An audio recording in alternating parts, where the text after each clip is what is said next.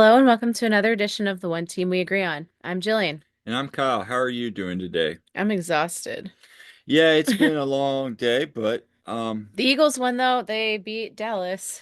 yeah, yeah. And it So was a go beatdown birds. too. Yeah, Go go birds. Birds. You said wait, say that again, Go Kyle. birds. Go Birds. Dallas sucks. Yeah. Yeah, I'm very tired as well, but hey, thank you for tuning in here. We just returned this morning from our trip to Frisco, Yeah. Dallas area. We had like 2 hours of sleep. Yeah, but we had a wonderful time despite the outcome, which We we'll did. discuss today. And on today's show, we're going to talk about obviously the MLS Next Pro Cup, which you feel bad for Marlon and the players, but there were some great moments in that game and Hmm. overall the experience. And then also, just kind of share our thoughts a little bit on the season and kind of put a bow on that. But before we get started, what are we wearing today? I'm just wearing a Union shirt that I got a couple years ago, and on the back it has Stuart Finley on it. So And I'm wearing the JSP Philadelphia Union mhm. shirt that I wear a lot. Really, really like this shirt. It's really comfy. Enjoy the hat too. Nice. Um, but where can people find us? So you can find us on Twitter at TOTWAG. We're on Facebook and Instagram at the One Team We Agree On. We also have our YouTube channel and we have a website, theoneteamweagreeon.com. You can find us individually on Twitter. Kyle's at Coach Almany and I am at silly double underscore Jilly. I'm on TikTok at Jillian underscore Almany. And I'm not on any of the other things at the moment. Too many social medias to keep up with. For sure, for sure. But all right, let's dive into it. So flew in on Friday night, got Hmm. in late. Um we're staying right by the Toyota Stadium. Yeah, so there's a bunch of hotels right by the stadium complex, which was very convenient. So we stayed at one of the hotels right by there. Yeah, and really didn't do much first night, just kind of relaxed knowing we were gonna have a busy day the next day. So kind of get right into this. Share one of the big things I was there last year. Hmm. Was the National Soccer Hall of Fame, which is right there at Toyota Stadium. Yep. We decided to check that out prior to the match, kind of just hang out in that area that I had seen last year and wanted to kind of explore Yeah. more. So, yeah, if you're listening on YouTube, definitely check it out. We have some good clips and videos coming out today's episode, so check that out. If not, we will share some of our videos as well, here on Hmm. the podcast. Yep. And I shared some things on my Twitter too. So, just a couple pictures. This is us at the airport. Yeah, yeah, Friday night. We flew out of BWI, which was pretty good. Yeah. So we went to it was a really nice day on Saturday. So Saturday morning we got up and we walked over to the Frisco Fresh Market, which was right by our hotel. Literally right by there, and in the background, you can see the stadium. That's literally how close to the stadium we were. Yeah, we walked there. Yeah, So, literally walked there from our hotel. yep. So yeah, the Frisco Fresh Market was very cool. Yeah. Yeah, just Uh, open air market and lots of vendors, food, stands with like craft type things. There was a bunch of like dog or and cat kind of food stuff. Food from all over. There was like Mexican, Salvadorian, um, like all kinds of different food. yeah, and then after we went there and checked that out, we the Soccer Hall of Fame opens at 10 on Saturday, so it was still not open, it was still early. We walked around this area directly across. It's kind of a Yeah. residential area. We kind of joke this is kind of what Chester Could be. kind could be with that whole project that Sugarman and the owners kind of envisioned when they first started. Yeah, they kind of made it kind of like a little, urban area with Shopping district with yeah. restaurants. And like apartments above and everything. So, yeah. So we walked around and kind of killed some time till the Soccer Hall of Fame would open. And yeah, so there's the Soccer Hall of Fame. which Yeah. is directly adjacent to the stadium. So right where it says Hall of Fame there, you can like walk around the stadium, but during game day, right where there's a gate to the right of the Soccer Hall of Fame, that's like the players' entrance. Yeah. So it's really odd. Like you can literally like just be walking across the street and see like if you're a Dallas fan, like Jesus Ferreira and those guys just walking in that way. Yeah, and we saw the Union 2 guys coming out getting on the bus when we were coming out there too. So So yeah, so we went and checked out the Soccer Hall of Fame, and it's like I like said, $15 admission, I think it was. $15 admission. And one of the things, and I talked about that on a previous episode, is while it's not a huge Hall of Fame like the baseball, football, etc., Yeah. it's very interactive. Very. It's very customizable too. Like it's really cool. So I know you had been to it before, but for Yep. me it was my first time. And so when you go in, you set up a profile and you put in your information, you put your in like email and everything because they'll email you like the stuff that you do that day. Mm-hmm. Like and you'll see this once we get into it, but you can select like kind of your level of soccer fandom and what teams you're interested in Mm-hmm. and it'll customize the experience for you. So I thought that was really cool. I did too. And the first time I was there, I kind of just went through and we still didn't do any of the VR. They have a lot of virtual reality stuff, but we did, which we didn't participate in. But Yeah, like skills challenges. Yeah. right there at the beginning, you can select your best 11. Yep. So like making a national team. So that's just a picture I took of when I was like forming my team and I of course chose Alejandro Bedoya. Mm-hmm. Yes. Back when he had long hair. Yeah. And then obviously, like we kind of walked around. They kind of do it where you kind of go to the right. It kind of talks about the history, the beginning of soccer, United States. Yeah, and like this has NASL, which Yep. shout out to my dad for briefly being in the NASL. Yeah, and He was there, with the Fort Lauderdale Strikers. and then kind of some of the more of the things. You have the Rowdies, which are now in USL, and then the Whitecap Sounders. Um, come some of those kind of talks about Pele. 1967, they had the MPSL in the United States, Baltimore Bays, just kind of that whole history. I thought that was cool. And then you really like this map. Yeah, so if you're listening, not viewing it, there's a map of the United States and Canada, and it has soccer across America, and it has like this map that shows all the clubs, and it has it has like MLS and it has Next Pro and it has USL on it, I think too, doesn't it? Yeah, Yeah. it's USL Yeah. Championship in one, and then the NWSL, I believe. Yeah, it has the NWSL on it too. So, you can see Union and Union 2 there, for instance, Yeah. which was cool. And shows you, of course, there's a ton of soccer more on the eastern half of the US. But I thought that was cool to look at. It really was. And every year it looks like they do a good job of updating it since I was there last. They've Yeah. added some other teams to it. Yeah, do they have San Diego on it yet? They do not yet. No, so they'll have to update that. Yeah. And then kind of there's an area right around where it kind of shows your teams. And you can view like their championships and things that they've won. So, of course, just for the Union, the Supporter Shield came up there. Hmm.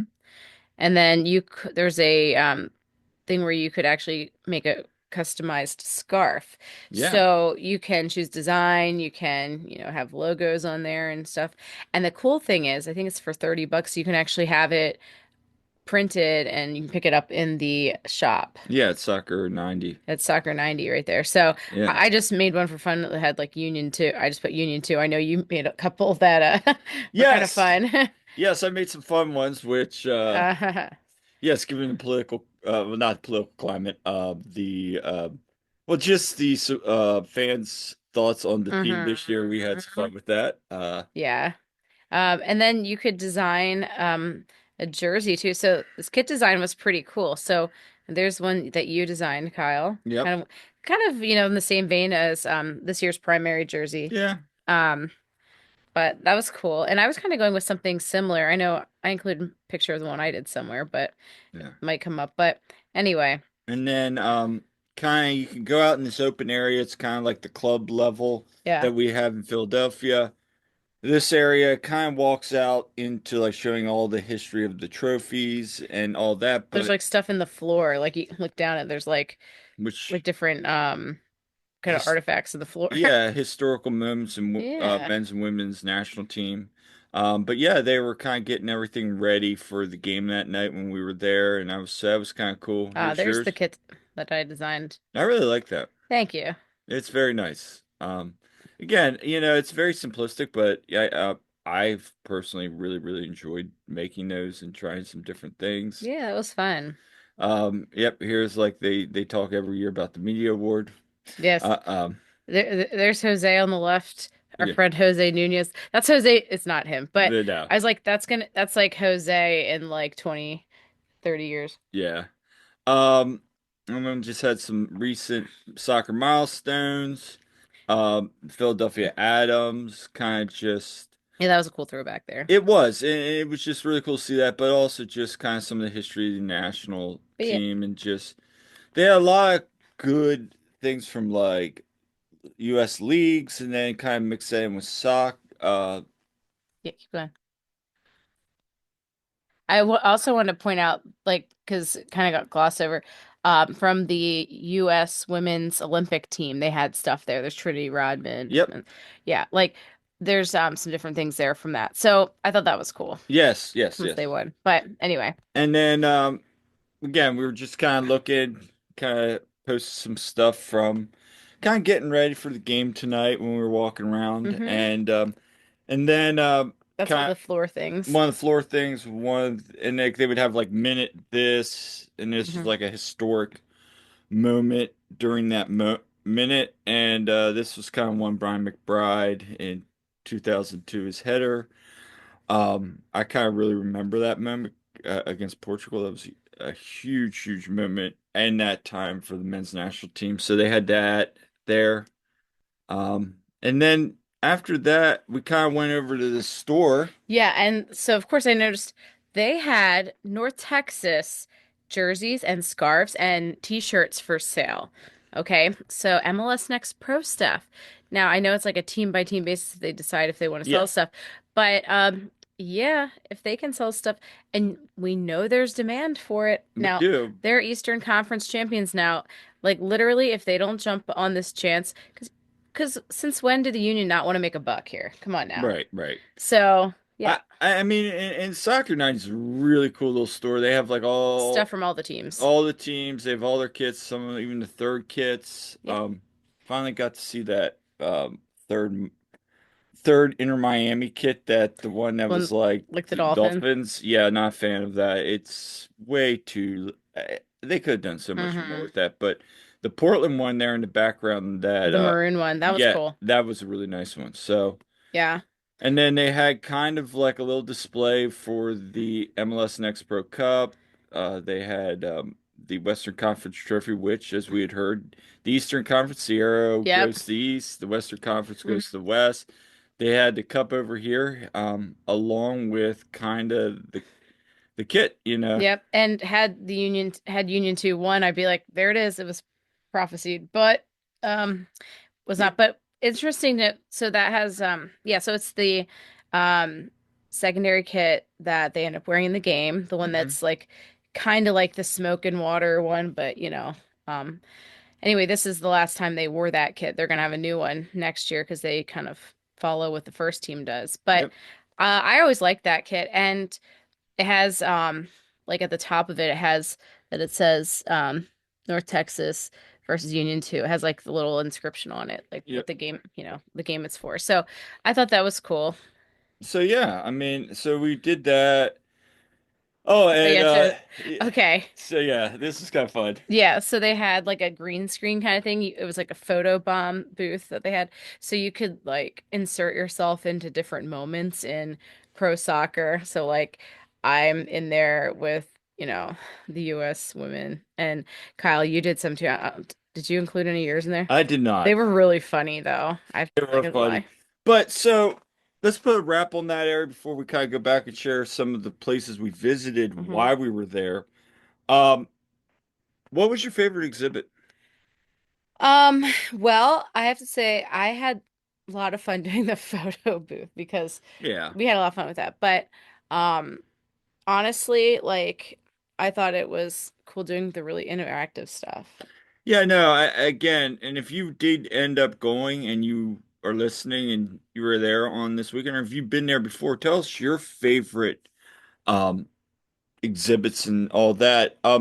For me, I like looking at where they have the display of all the current champions That one was cool. That was with cool. all the soccer, like college soccer and lower level soccer. That's always fun. Also, I like looking at the old history of the Yeah. league. Like they even have a part which we didn't really take pictures of this time was soccer in Texas. I thought that was kind of cool, kind of like especially the early part.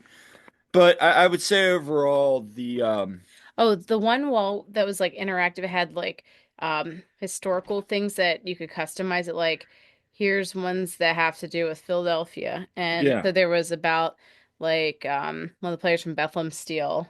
I can't remember his name. But like there was stuff like that, which was really cool. Hmm. Yeah.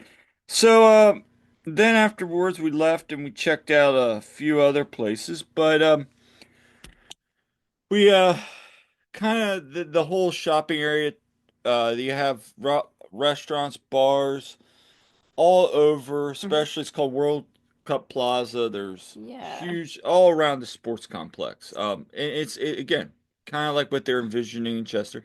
Yeah. So we checked out a few spots. We went to Jake's Burgers and Brews. Jake's Burgers and Brews, which was very kind of cool little hangout. Hmm. Um, we checked out Nerdvania, which Nirvana. Nirvana. Yeah, Um, so that place is really cool. We have some pictures from that. Well, I yeah, have like a picture from that I put on here. but So, yeah. So this place, go ahead. yeah. So the cool thing about this is it's very centered around gaming. So Yep. all kinds of games. You could sit at the bar or at a table, whatever, and there's a TV and they give you controllers and you can play all kinds of different games. So we're sitting at the bar there playing Mario Kart. Yeah, that personally was one of my favorite spots. They had a good selection of like of course we have to try some local stuff while we're there, so. Yeah, and then we went and checked out after the game with some of the Bridge Brigade. We went to the Green Gator. That was kind of a little sports bar. Yeah. And they were open late. There Mm-hmm. was another place we didn't get to called Tailgaters that was kind of right down the road. Yeah. There's like a kids and family entertainment zone that's opened up late. So again, lots of stuff. Mm-hmm. This is We back at the market. we ended up after there, we decided to head back, get kind Mm-hmm. of ready for the game tonight. So we stopped and got some food at the open air market, got some tacos. They were I got some iced matcha latte. yeah. Yeah. And so we kind of got a picture here of Yeah. So, some of our street food. I got this watermelon drink that was basically tasted like fresh watermelon. yeah. And I also got from one of the vendors there a it's a trivet that you put hot things on it. But I don't know, it's too pretty. Like I don't think I want to put like a hot pan on it or something. But they have a bunch that had like cats and dogs. So I got one that looks like our cat Ruby. Yeah, and that was cool. What was your favorite exhibit? I Uh mean, not exhibit, spot we visited.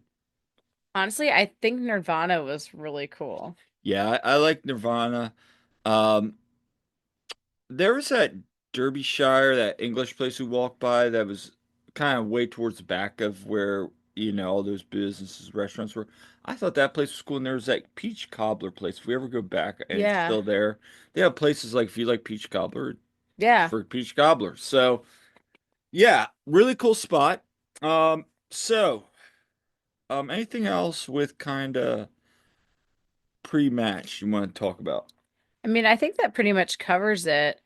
And I mean, it was just such a nice day to walk around. Oh, I'm not I put it on my Instagram story, but we also saw a Blue Star Sports or whatever building.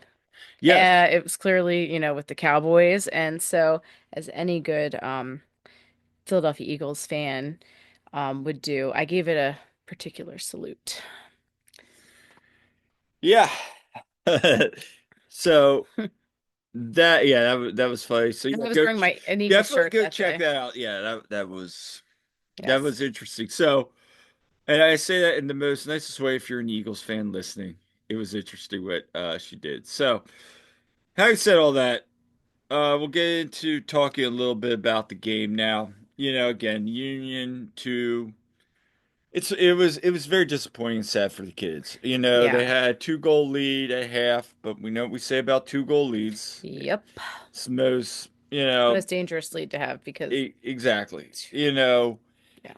We could say, Union could have done better, and sure they could have, and Marlin players know that. But at the end of the day, kind of like you were talking about, I know we heard Todd and Jose post game talk about, at the end of the day, these are kids. This is a growth moment for them.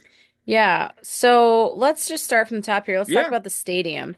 First of So all. the stadium is very MLS 1.0. Yeah. There's a huge stage at one end. Not it's just one big bowl, and there's kind of But like you can't, I don't think, walk the all the whole way way around around. Yeah, because because that well, stage. okay, so back where the stage is, Yeah. there looks like there is a walk around Yeah, it does area, look like you can walk around but that way. it's kind of weird. Yeah. Uh, the press box is to the left side where you're looking at Soccer Hall of Fame. It's to that side, And it's up. and it is up. And the other thing is they were having people to the right, so all the fans were kind of on that side, and then they kind of wrapped it around to the concourse area where the Soccer Hall of Fame is, and then kind of there that supporter section Yeah. there on the left, right by Soccer 90. So their supporter section is kind of weird. It's kind of on an angle, so if you're looking at and we'll show it when we see it where it has kind of concourse area. It's a Soccer Hall of Fame. Yeah. It's to the right of there, but on the lower levels, kind of right there on the corner. It's an interesting place for Yeah. us. And I have some pictures that So included if you yeah, want to we're show that. gonna share some. Also, shout out to Jimmy King and Mike Barrera. They were at the watch party at Union Yards. So Yes. Union Yards had a watch party, and they were sending us pictures throughout the night. Mike was, and so. Just want to kind of share some things before we get and talk about the game. So, first and foremost, let's take a look at this. And Here's the here's the stadium. picture of the stadium we want to get into. So, this is the team walking around. So, you see the gate straight across. That was open. They were letting fans in there. Um, but yeah, they have like some shops. But again, it reminds me a little bit of, well, kind of reminds me a lot of Colorado, Yeah. except for Colorado kind of had like the Because coverage, this didn't have any kind of roof on that side or anything. which is wild because it gets hot in the evenings down there, Yeah. and they also had football lines, so they play Yep, there's high football school line. football there. So Yep. um, I found that interesting. Yeah, I and remember earlier in the day, Todd text commented our post, one post I had, he's like football lines. I'm like, yeah, I yeah. know. I had, And also the press box, like we were behind glass windows. So yeah, that's while it kind of controlled the temperature on our end, it's weird because it was so quiet in the press box, even really. when they scored. Because you can't cheer. In fact, it was funny because it was actually like on a thing on the wall. It's like, yeah, no cheering or your credentials will be revoked, that kind of thing. Yeah, that was funny. So this is from what Mike sent me. They had an autographed Union 2 kit. Yeah, whoever won that, I'm Didn't jealous. did Borton say or He, one of the Bridge Brigade kit people say they knew who won it? I think they said they knew who won it, but yeah, like I don't know who won it. And then they also had a nice little you know, Yeah, the Eastern Conference Final, plaque. like a banner thing that they Yep. have. So they were giving raffling them out. And then speaking of Bridge Brigade, so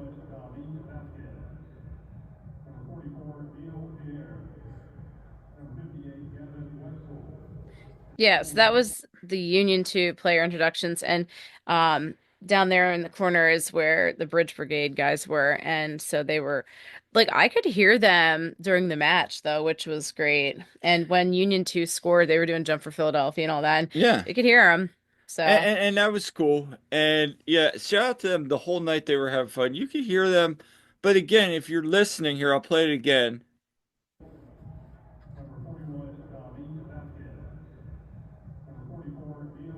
So you could hear like the PA announcer, you could hear stuff, but again, if you've ever been behind glass walls, if you've ever been in a press box where it's not open air, it's very muffled. You don't get the full energy. Even like when North Texas scored and they had like right where they had the fire and like the mhm, sirens, warning sirens going off when they scored.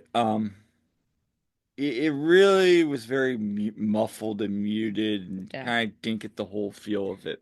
For me, every time that the ball was being played on the sideline closest to us, I had to like Look over. I had to like scoot all the way up in my chair. I was like, I need a booster seat, um, to see. But So let's talk about this moment. this So was cool. yeah, so why don't you talk about this? Okay, so before the game began, we didn't know this was happening either, so it Hmm. was kind of a surprise. But Kyle Wood, aka Kyle the baby, he got to carry out, I think it was the MVP trophy, and then they had they represent him from Union 2 basically, so they chose Kyle, and then Kyle Wood, of course, not you, Kyle, and Yeah, and then the I forget what his name is. Bernard Kamunga, the refugee, Yes, um, has an amazing story. We've yes, talked about it in some of our group chats in the past. Just a yeah, really wonderful story this player has had.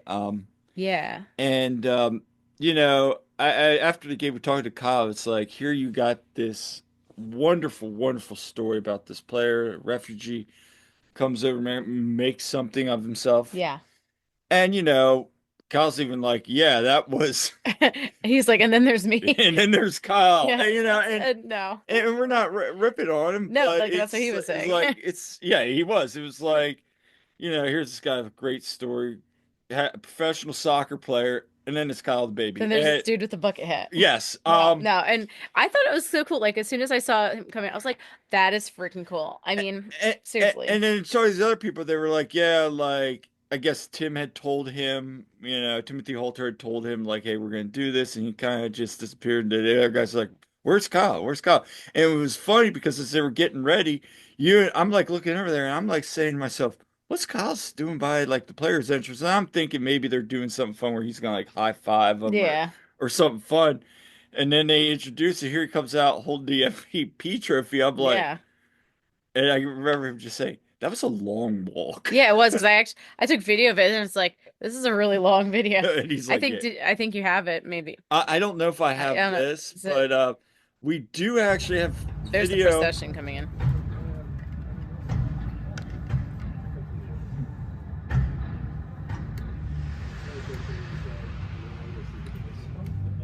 So what we're watching here is just the players lining up, um, kind of procession.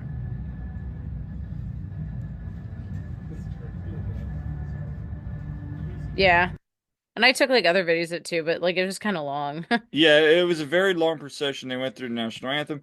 Here is a still photo of it, Yeah. kind of completed when the smokes and pyrotechnics went off. Mm-hmm. Um, but again, just a very good opening ceremony. They did national anthem.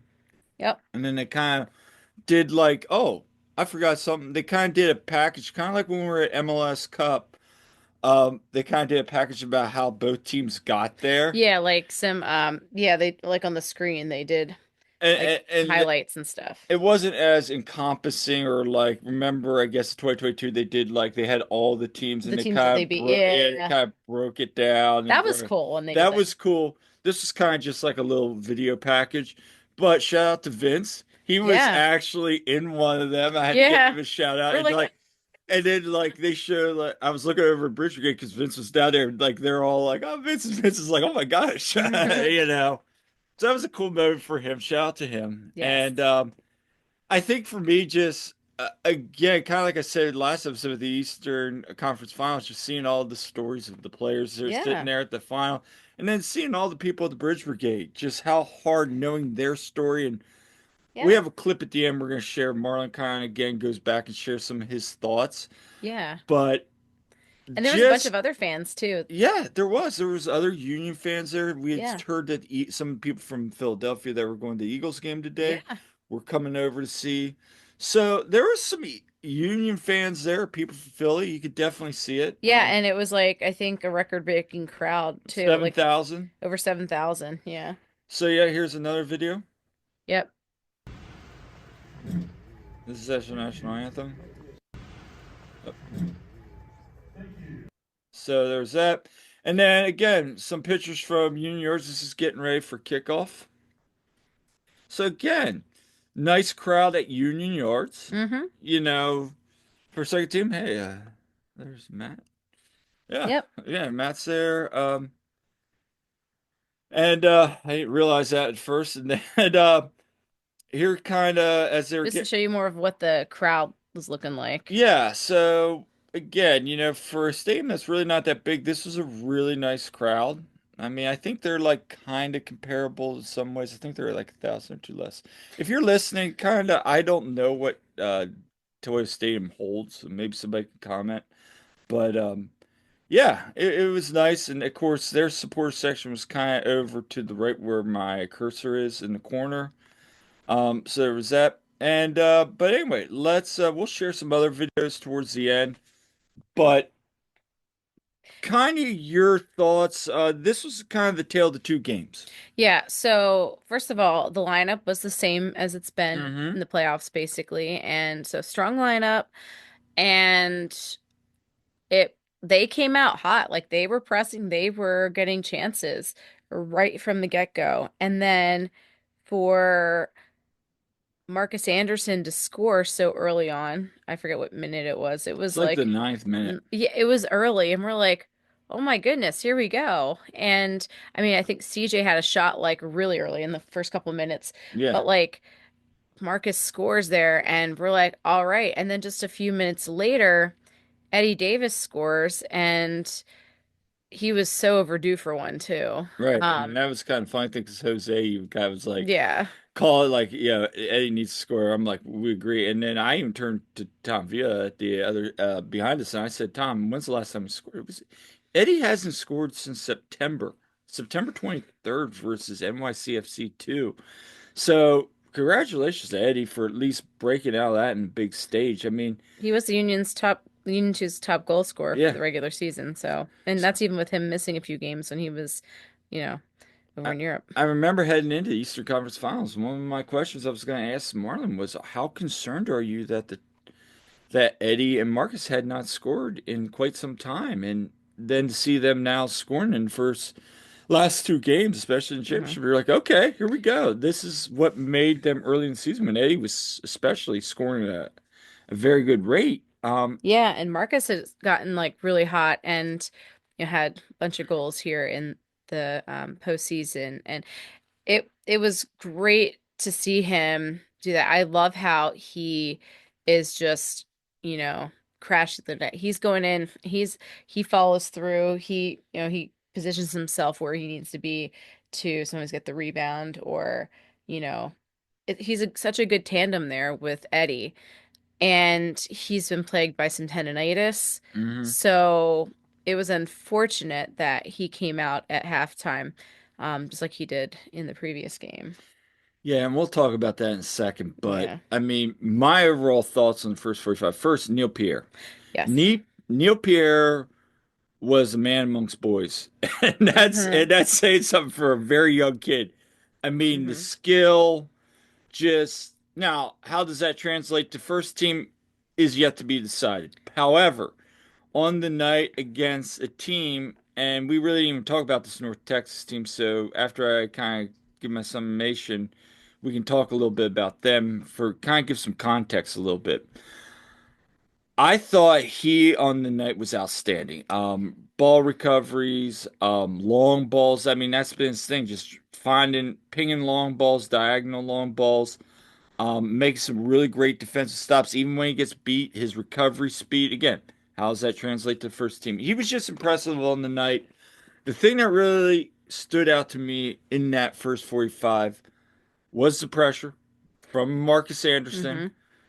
Mm-hmm. Um, David Vasquez, Mm-hmm. CJ, really kind of, and I even kind of paused to you a second, just really, again, tacking that right side. Maybe not as much as they were against Columbus, but you could see that kind of switching off that Frankie, CJ, and Kevin kind of have that bond that we kind of asked at the Mm-hmm. end of that press conference to Frankie. Yeah. Saw a little bit of that. I thought Gavin Wetzel, that first Yeah. 45 was such a very, very difficult matchup, and Marlon had said that to me Mm-hmm. when I asked about him. I thought that his first 45, now second 45 is maybe a little different story, but was excellent on that. I mean, you went into that locker room going, and Yeah. to North Texas' credit, as that second half towards the end of that half, they start getting into the match and waking up a little bit. But they were so flat. Like North Texas was pretty flat that first half, except they were starting to pick up momentum. They were.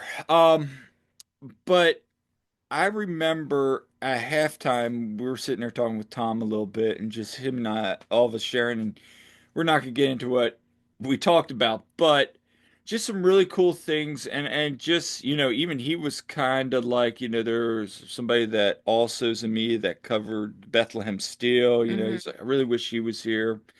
Um, But yeah, I think it's Tim Jones who works for Philly Soccer Page. yeah. He's been going all the way back. He's an OG. So we're talking about that, and just kind of, but a lot about Bethlehem Steel. So it was really kind of cool at half, and just have those conversations, and then just to show, kind of put a bow on that first 45. I thought the Union were the more aggressive team. They were winning the balls. They weren't allowing North Texas to find the space, Hmm. which is what North Texas does.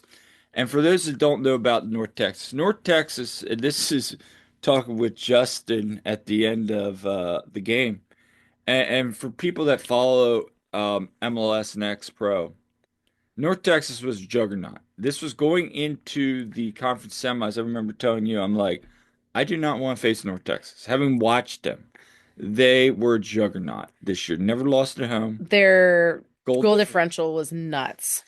And it's like I'd seen against Vancouver. Vancouver went up 2-0 on them, and they came back and beat them 4-2. Uh, Tacoma kind of was a team that had potential. Seattle's second team. They scored first on them. This was a team that they could go down and had gone down during the year by multiple goals and would come storming back. It was almost like they were playing with the other team. Having said that, Marlon talked about the resiliency of this team, how they could get punched in the Hmm. face Yeah. and respond. So, At the eh, half, I was like cautiously optimistic, but at the same time, I was like really nervous because I felt like here I know about 2-0 leads, and also I still got PTSD don't bring it up. from yeah, Thing. that thing. So So, we're gonna show some videos. Here's another video from Mike. He sent me. This is when they scored. This is at Union Yards.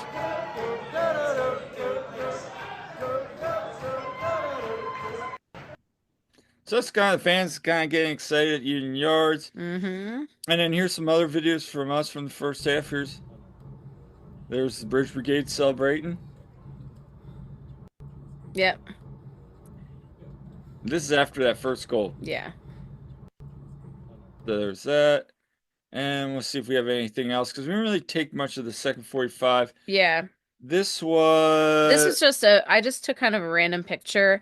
yeah. You got Marlon there, and one thing I was like about the Union 2 games is we can really hear Marlon yelling at them, and You could you know, still hear him. you could even though we were behind the glass, yes. And the first 45, he really wasn't screaming as much as he No. was in the second 45. But anyway, They were just so flat and things went from bad to worse. Like, okay, well, let's just get into it here because so it was a tale of two halves. it was, and let's talk. Let's start out listening to Marlon's thoughts. So I asked Marlon about the second half, Mm. and what happened. The ability to hold the ball up front Him and Eddie have a nice partnership together, and it was a little bit of a shock, I think, for everybody that he couldn't continue. I think that was the first stage, and I just think it was a not a great free kick goal that we conceded, and you could feel the momentum swing at that point. And unfortunately, that was only 6 minutes into the second half. That said, we were okay, and we were okay. But they started to push more numbers forward like we expected they were going to. We just didn't do a great job in terms of our transition and really just breaking the lines and finding the furthest man, which was Marcus in the first 45 minutes. It's different. And so just honestly, we just didn't do a great job in the transitional moments in particular. And I think the first goal kind of put us on our heels a little bit. I noticed in the second half you kind of went from pivoted from the diamond to a double pivot and back. What was the thought process behind it? Yeah, we had no access really to the ball a whole lot once Marcus came out, and the idea was just to kind of solidify with them pushing the extra numbers higher. They started with Sainty really deep in the beginning of the game and started to push him up into the midfield, and made things really difficult for us when they were able to get the ball into the center of the field and hit switches. So we tried to get a little bit of an extra layer of protection in front of our center backs to try and slow that down a little bit. Unfortunately, we just started turning the ball over a little bit too much. The kids played as hard as they could. If I could reverse it and do it over again, not going to have to look it back. We've trusted these guys in these kind of moments all season long. Trying to go with changing from the diamond to double six was theoretically should stabilize us a little bit against them pushing the extra numbers forward. But we just didn't do a great job of holding on to the ball when we did win it. So yeah, that's kind of Marlon's thoughts on the second half. Um, So, in addition to Marcus coming out, another big thing for the second half, I think that contributed to the flatness was, well, Frankie got a yellow card. So mhm. then, I think he would have been a little more aggressive.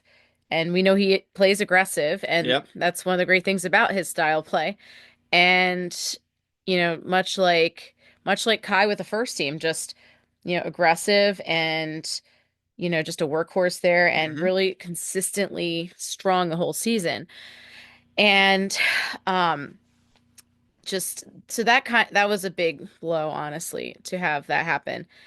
And then the really bad thing happened, aside from the goals happening. Um, you know, they get scored on twice. And well, before that, Makanya gets shown a straight red Which was a dumb move. Yeah, there was that, and we kind of for joked. a dog, so We yeah. were like, okay, Makanya, what are you gonna do? Don't do a blunder. Don't. Oh, there's the blunder. And then when that happened, we were all just. I kind of had my head down, like you saw it coming. He was playing with fire early on in that game, and yeah, not good. Yeah, not good, man. And that kind of That right quote from Jim there, is the gift that keeps on giving. yeah, that there just kind of ended it, point blank, We're just like, and that really put the Union back on their heels. Now, having said that, there was still soccer to be played, man yeah, down, and they did they kind play. of contained it for a while They there. contained it for a while until extra time Extra when, time, it was like 1 minute into stoppage time, and then it was the go-ahead goal. and that was all she wrote, really. I think you bring it up. For me personally, and that's kind of why I asked Marlon those questions, was you didn't have the outlet with Marcus when he came out because he Hmm. brought in Sal and Sal's hot and cold. Hmm. He's had some good games this year, but he's also had games where he's irrelevant. And you kind of hope you get that, but you're gonna trust him or Jose Riasco. And that's kind of the reality of the situation. Again, these are kids. Hmm. But they're also kids that have been resilient. And this kind of goes back to you lose Marcus, so now the pressing's gone. That was a big thing. You know what they needed, Kyle? What? They needed Leandro Soria. in there, but he was on the trip, but he hasn't been playing No, for whatever reason. We didn't ask, we but didn't ask him. No one seems to know. And maybe Leandro is. Again, I'm not going to question Marlon's decisions on this one. There are some decisions I am curious about, but he's earned good faith this year with some of the subs he's made. mhm. It was an interesting second half. Um, and then, of course, the Frankie yellow card, and I was telling the stud, yellow card, Frankie, that kind of defensive pressure, Macanya's blunder, and that kind of sealed the deal. The silly foul, I think it was Neil. Was it Neil that drew that foul that led to Farrington's free kick? I think it might have been. And that's like Somebody, one bad thing because Neil, it, let me tell you, he had a great Neil's game. fantastic. The kid is 17 and man, like, I mean, I keep saying, he's center back of the future Eh, for the team if they can keep him. yeah, and then on the second goal, look, the second goal, Gavin, you know, he says Sadi, one of their star players, doesn't, is basically held pointless by Gavin. I mean, this guy's Gavin Wetzel's an academy kid. This other guy is a youth international. So what, the matchup there was, as Marlene said, he was going to have a huge test, and he passed it the first 45. Second 45, they adjusted, like Marlene said, and second goal, beautiful cross, Hmm. and he just runs around the ball, but Gavin gets beat by lets his man beat him, and there's nothing he's going to do there, and you're like, oh crap. And then on the third goal, I mean, at that point it was just defensive was Union were back on their heels and a man down, and Virginia's going to make you pay. He's been one of their top goal scorers all year, and their top three came alive. And hey, at the end of the day, that's how the Union end up losing. And having This, said that, like Marlon said, I felt like when they made those substitutions and went back to the double pivot at the defensive shape, like you said, the big difference was the second half, once the fouls happened, marks went out, North Texas was able to find space and do what they wanted to do. hmm And when you do that to North Texas, and again, this is a team that thrived on that. They're going to hmm make you pay, and they did through mistakes. There were times where even I'm in the press box thinking in the back of my head, guys, calm down. Again, it's adversity, hmm and these are young kids. So this setback, I think, when they get into that situation again in their careers, Yeah. is going to benefit them That's because what people need to remember. They're kids. they are. Like, I think one person in the starting lineup could legally buy a drink, And that's what as Marlon said. Marlon said. Yeah. And I mean, I was looking at the game notes and I'm looking at North Texas 22, 23, 24. I'm like, oh man, this is like Kyle Tucker level. Oh, there's an 18-year-old, there's an 18-year-old, there's a 24-year-old, there's a 20-year-old. I mean, they're not exactly an old team, but they have a lot much more older, mature players than, Yeah. you More know, experience. hi, I'm an 18-year-old, 19-year-old, talented kid, but also these are much more physically mature men. Um, so having said all that, some of the subs second half, yeah, sure, you bring out Calvin early, you bring out Eddie early.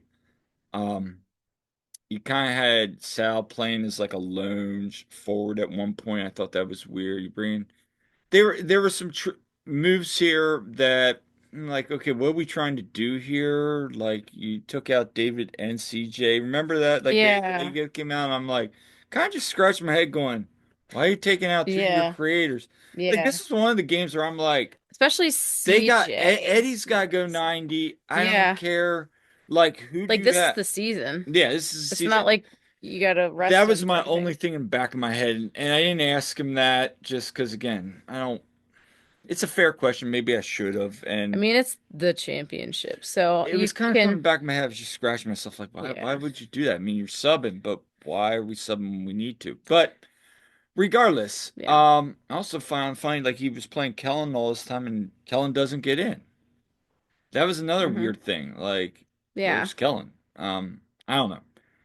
Having said that, final whistle blows, celebration, and That was heartbreaking. it And was, mm, and we talked to the Bridge Brigade guys, and they said that, players were coming by in tears. Like they were devastated. Well, yeah. And we saw Andrew Rick because I said, Todd, did they show Andrew Rick? And they were like, no, they were showing like the North Texas players celebrating and all that. Yeah. And I said, oh, and I said, and Andrew Rick was just laying there looking up in the sky, like he looked like he just had like just collapsed and just was like had his head up, and he's just laying there in the prone position, just looking straight up at the sky, and it was just like, man, you let that first goal in, and I'm sure he's still feeling that Yeah. because, but again, something that will benefit him long term. Those players, they've had an emotional season. Yep. And just the last few weeks have been really emotional. Of course, Holden. Yeah. And then, did honestly, I don't think it helped that Jim got fired this week. That I don't think was probably a huge factor. Like, but at the same time, that's not a great thing to happen during this week I don't think we because know really how that impacted the team. no, not necessarily. But, again, they've been resilient, but Yeah. it's at least a talking point, did it? Right. Yeah. Well, because, remember a lot of these guys, Right. practiced up with the first team. Right. So, just one more thing on, It's a compounding effect. yeah, yeah. It's a potential Yeah. compounding effect. So, but yeah, with these guys being so young, of course, they don't have maybe as much experience with being in this kind of situation. But my heart broke for them because to be up 2-0 and Mhm. then three unanswered goals and it felt like it was within the grasp. I mean, I would say it was not as heartbreaking as something that happened 2 years ago Don't because bring it up. just I think because how close that was. Um, I Jose brings up a valid point. We were there for both of those games. well, you know what? We were there for both of those Yeah, games. and I thought, well, we're in the press box this time for it.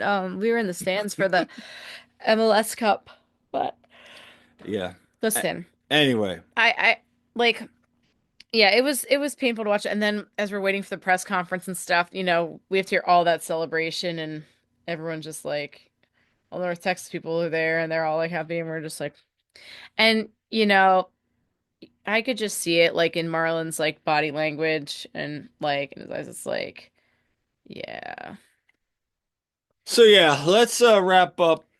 Did you have The any more clips you wanted to share? Yes, I actually have two more clips. Okay. So I want to share this first one from Marlon talking about the fans, and you kind of asked us about the story of the season and the Hmm. fans. Yeah.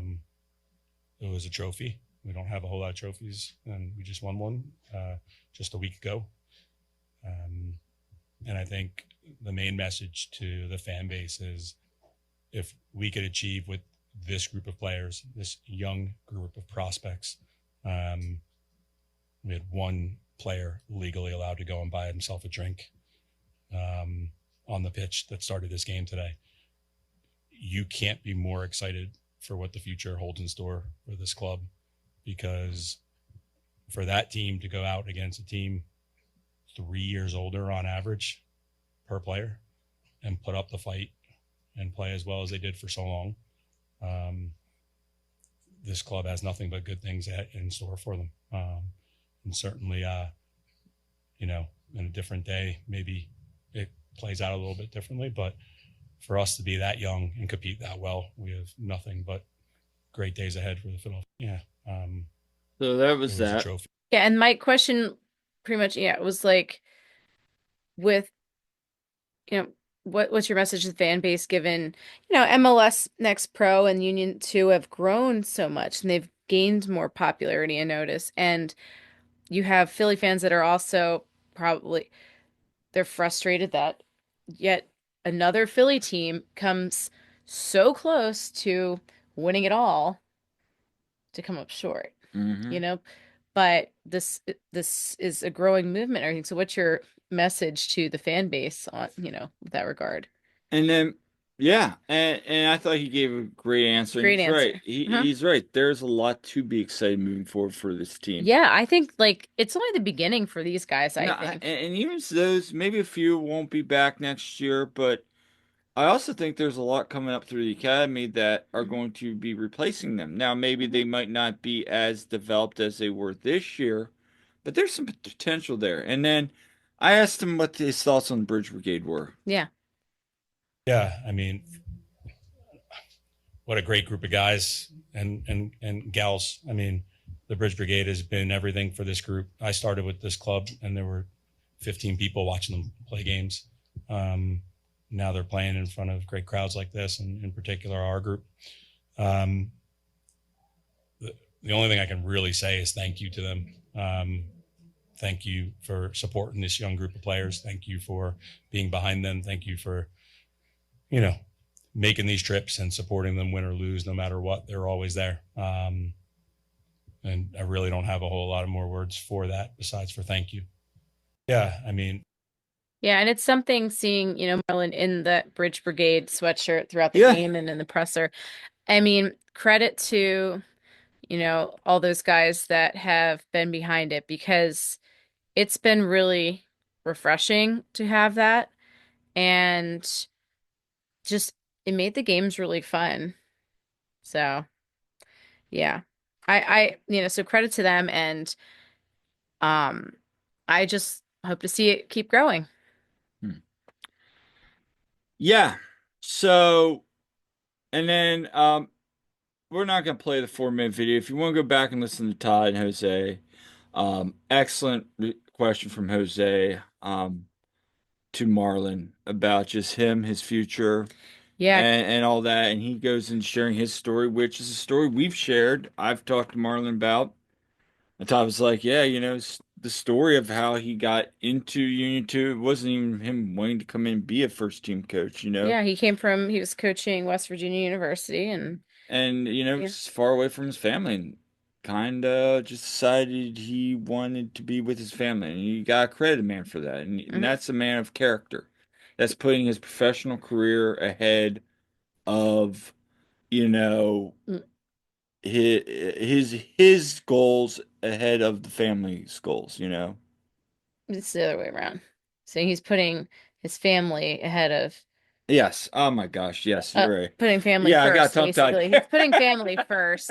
And so But yeah, yes. yeah, he got into because Kellen is in the academy and everything, and he so he got into that and you know, made his way up in there and yeah, he basically said, he doesn't know what's happening because, you know, will he be back or not? And, there's rumors and everything, and I'm sure, you know, we have the whole gym thing. As of recording this tomorrow, there'll be the presser. Which we'll talk about real Yeah, briefly before we it's get going to to be at 11 a.m. and it's going to be what Sugarman and Ernst. Ernst. Yeah. But getting back to Marlon, I mean, just with his future up in the air, I would say this: if this truly is the last time, um, I just want to personally say, Marlon, thank you for your time, for sharing your story about you and Kellen to us, and just getting to know him. He was, I would say, having covered this team. He respected the fact that, we were taking time. I know you even said somebody else from the union Hmm. reached out and said, thank you for covering this team. Yeah. I think that's cool. Yeah, that We've meant a had lot. some other, I will say, fans reach out to us and say thank you as well. And we look, we don't consider ourselves to be the voice of the second team. We We try to get their stories out there and that's all we give really them want to do. notice. But if you are coming to us for the second team, I mean, hey, Hey, if that's how yeah, if you view it, and I the voice of appreciate it, that I because appreciate it. the second team's where the stories are because these are going to be potentially the stars of the first team in a few years. So Yeah. And I've the said this more before. you the Go ahead. more you know of them, the Yeah. better. So Yeah. again, back to Marlon. Sorry to cut you off there. I know you want to talk. Just thank you. Yeah. That's really what I have to say. If this is it, thank you, Marlon. Yeah. So I have just to piggyback off that, this was the first year that I really, was involved officially in a media capacity. Hmm. And I got to talk to Marlon quite a bit and get to know him and had many conversations with him. And, um, I just appreciate from like day one of actually talking to him, like at training and everything, how personable he is and um, just super friendly. And like a lot and so much of the staff is too, I have to say. But, I just really appreciate he give really thoughtful answers Hmm. and gave you the time of day and I appreciated this from Jim too. He really was it didn't matter that we were independent, seemed to value that as well. So, just wanted to say, yeah, thank you, Marlon. And I think Marlon's an incredible coach. I come from, as I've said many times, I come from a developmental coach, background and working with the up and coming kids, and I'm a teacher. So I really appreciate what he does. And he's always about the development. He's about those learning moments. And yeah, the winning's nice. And of course, you want to win too, but he appreciates the whole process. And I appreciate that. So, um, as I said in post I did yesterday on Twitter, I think he's an asset to the organization. It's a shame if he's not still there in some capacity because I think he's done a great job. And I know he said in his post game presser last night that, you hope to come in, leave, that program better than you found it, basically. I Yeah. like that quote from him. And so to me that I think he achieved that. I think he achieved If he, that. I yeah. think the project is achieved for this stage if that's because he did. Yeah. So, um, final thought, real shoot off the top of your head. Top three moments from this year go. I thought the shootout win, um, the shootout win was a big one, Hmm. in the playoffs. And then definitely just, I mean, for me, it's going to be a lot of the playoffs. The just drubbing of Columbus Crew too, Hmm. and with that, they had so much on their minds too, playing for that. Um, I think the Columbus game was just winning the Eastern Conference final. That was just so special, Hmm. I think, for them, and just the enthusiasm. Um, so with those and. I don't know, like a third one. I mean, gosh, we were at so many, but yeah, I don't know. I can tell you why you're still thinking. For Yeah. me, it was about sure the games were great and there were some really great games, some great drubbings. Just Oh, hold on. Yeah, my favorite. Well, my favorite. Just like it's kind of a combination, but I loved having the players on our pod. that was the first that was one of my first ones. Yeah. Just getting to share Neil, Sal, Frankie, Eddie. We never got CJ on. That was one we were gonna Hmm. try to get on. But then talking to like Gavin Wetzel, talking to Leandro Soria,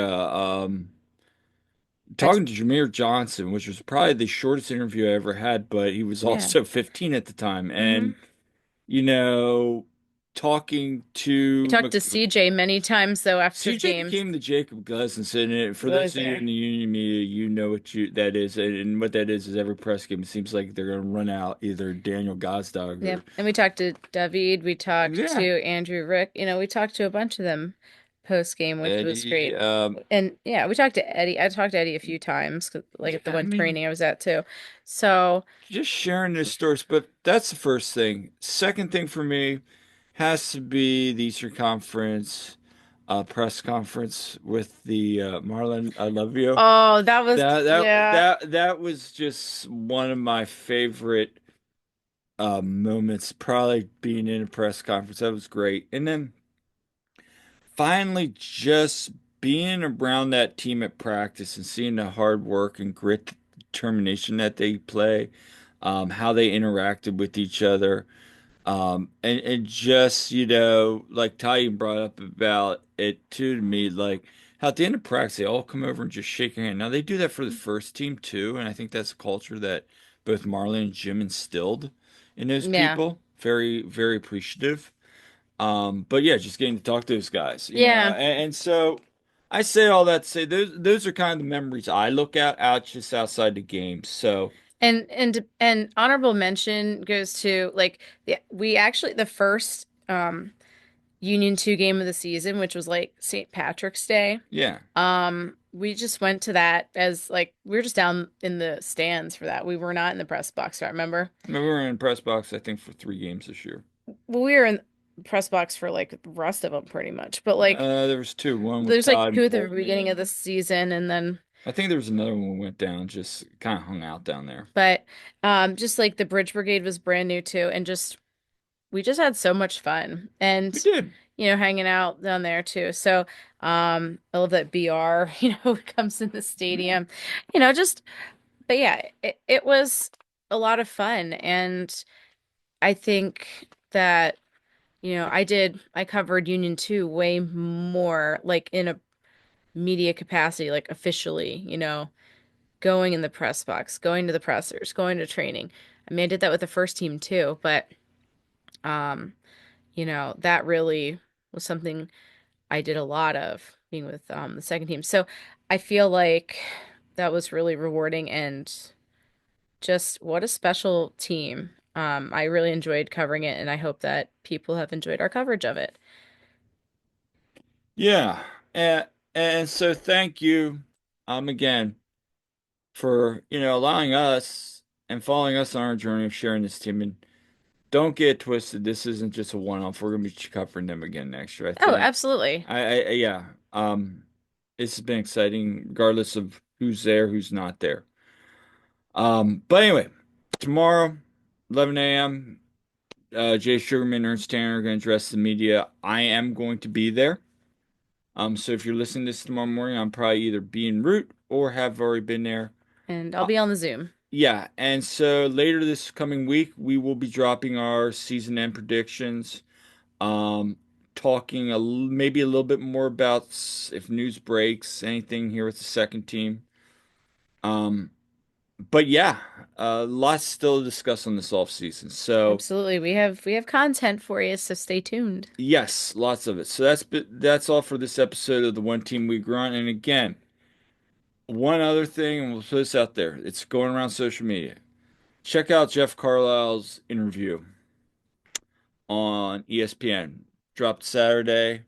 Wasn't an It, interview. it was an It was just an article article. where there were some players and well, we're not sure sources, but Sources more about the gym firing. yes, It was a really well written article. It was a very interesting article. very, very, and so I'm interested tomorrow to see how much of that is addressed. Yes, I agree. So anyway, again, this is all for this episode of the One Team We Agree On. Yeah, make sure to like and subscribe, follow us on our various social medias. We love interacting with you, so leave us comments and spread the word. If you haven't subscribed, please do. And yeah, stay tuned for much more content. And until next time, I'm Kyle. I'm Jillian. We'll see you at the game.